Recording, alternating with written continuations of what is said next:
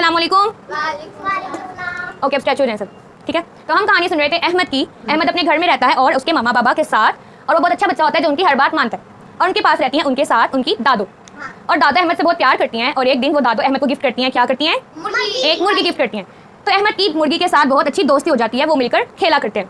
एक दिन मुर्गी बहुत उदास होती है और वो अहमद से होती, तो दादो कहती हैं कि हम ऐसा करते हैं कि हम लेकर आते हैं कुछ अंडे। तो वो जाती हैं और वो लेकर आती हैं बाजार से कुछ अंडे, और वो उन अंडों को रख देती हैं मुर्गी के घर में।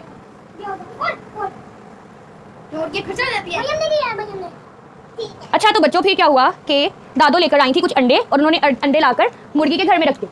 तो दादो ने अहमद को समझाया कि देखो, अगर हम इन अंडों के ऊपर मुर्गी को बिठा दें तो 21 दिन 21 डेज के बाद इन अंडों से क्या निकलेंगे? चूजे निकलेंगे। लेकिन दादो ने समझा दिया कि कोई भी बच्चा अंडों को हाथ नहीं लगाएगा। अगर अंडों को छेड़ दिया तो फिर अंडों से चूजे नहीं निकलेंगे। तो सबको समझ आ गई और अहमद ने भी कहा कि ठीक है, हम इंतजार करेंगे 21 डेज के 21 दिन के बाद अंडों से छोटे छोटे चूजे निकलें। और फिर क्या हुआ, एक दिन दादो सबके साथ मुर्गी को दाना डाल रही थी, तो उन्होंने मुर्गी को दाना डाला और मुर्गी दाना खाने के लिए यहाँ पर चली गई। अहमद वहाँ खड़ा हुआ था, तो अहमद सोचता था कि अंडा तो बंद है, अंडा सारी तरफ से बंद होता है ना यूँ। अहमद सोचता है कि इस बंद अंडे से चूजा कैसे निकलेगा, चूजा कहाँ से आएगा। हाँ, तो अहमद यही सोचता होता है कि चूजा कैसे आएगा। जब वो देखता है ना कि यहाँ पर कोई भी नहीं है मुर्गी के घर और सारे वहाँ पर गए हुए हैं और मुर्गी दाना खा रही है, उसको भी नहीं पता, तो वो छुपके छुपके जाता है और जाकर अहमद यहाँ पर 2 अंडे उठा लेता है। एक अंडा इस हाथ में उठा लेता है, एक अंडा इस हाथ में उठा लेता है। ऐसे पकड़ के देख रहा होता है घुमा के कि चूजा कहाँ से निकलेगा। और फिर क्या होता है, अचानक उसके हाथ से अंडे गिर जाते हैं और अंडे टूट जाते हैं। वो इधर उधर देखता है, किसी ने देखा तो नहीं, तो उसको वहाँ पर कोई भी नजर नहीं आता। वो कहता है चलो बच गया, और वो जाके आराम से दादो के पास खड़े हो जाता है जहाँ पर दादो मुर्गी को दाना डाल रही होती है। फिर क्या होता है, जब दादो वापस आती है और मुर्गी अपने घर जाती है, देखती है मेरे 2 अंडे गायब हैं, वो टूट गए, तो मुर्गी रोने लग जाती है। वो चीखें मारती है, वो कहती है कुकू कुकू मेरे अंडे टूट गए। और फिर दादो आती है जल्दी जल्दी, वो कहती है क्या हुआ क्या हुआ, अंडे किसने तोड़े। और फिर सब चुप करके खड़े होते हैं। अहमद सोचता है किसी ने मुझे देखा नहीं था तो मैं क्यों बताऊँ, मुझे डांट पड़ेगी। फिर दादो कहती है अगर मुझे कोई नहीं बताएगा कि अंडे किसने तोड़े हैं तो सबको डांट पड़ेगी। फिर सारे चुप करके खड़े होते हैं क्योंकि अंडे तो सिर्फ अहमद ने तोड़े थे। फिर अहमद सोचता है कि इनको सबको बाकी बच्चों को मेरी वजह से डांट पड़ेगी, तो मैं बता देता हूँ दादो को कि अंडे मैंने तोड़े। वो कहता है दादो मैं आपको एक बात बताऊँ, गलती से मेरे हाथ से अंडे गिर गए थे और वो अंडे टूट गए थे। तो दादो को इतना गुस्सा चढ़ा होता है कि अंडे किसने तोड़े, किसने उनकी बात नहीं मानी। लेकिन जैसे ही अहमद उनको सच बताता है ना, तो सच बताने से ना दादो का सारा गुस्सा खत्म हो जाता है। और फिर दादो कहती हैं कि अच्छा अब आपने सच बोला है तो अब मैंने आपको माफ़ कर दिया। और सच बोलने की वजह से दादो का सारा गुस्सा खत्म हो जाता है।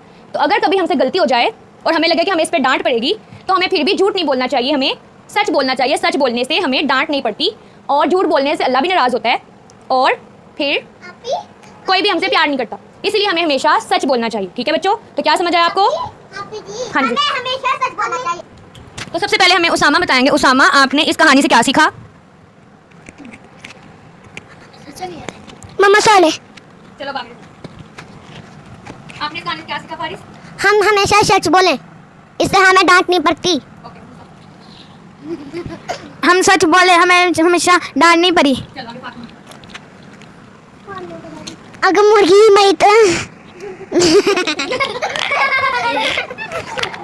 अगले को देते हैं। चलिए, यहाँ पर हमारी पहली कहानी मुकम्मल होती है। आप बहुत अच्छे बच्चे हैं, हमने बहुत अच्छे से सीखा कि हमें हमेशा सच बोलना चाहिए। हमें हमेशा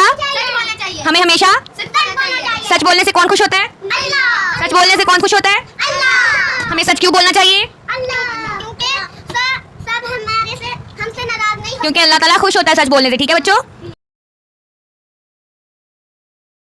चलिए अब हमारी दुआ की क्लास है और हमें सोने की दुआ कौन सिखाएगा? सोने से पहले कौन सी दुआ पढ़ते हैं? ओके, फारिस हमें दुआ सिखाएंगे। फारिस आ जाएं। अल्लाहुम्मा बिस्मिका अमूतु व अहया। इन्हें पढ़ानी है। अल्लाहुम्मा बिस्मिका अमूतु व अहया। अल्लाहुम्मा बिस्मिका अमूतु व अहया।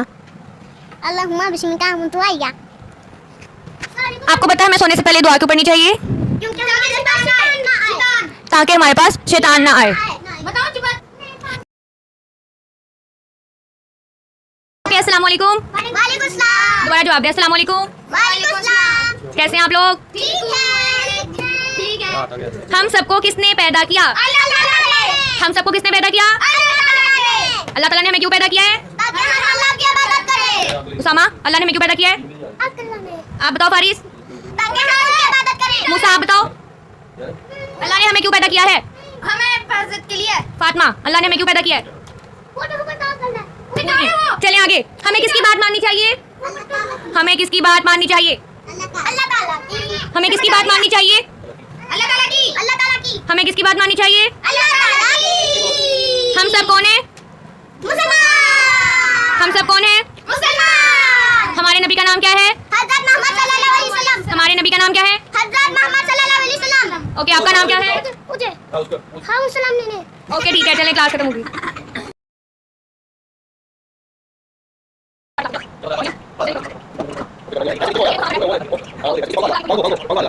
ऐसे ऐसे हाँ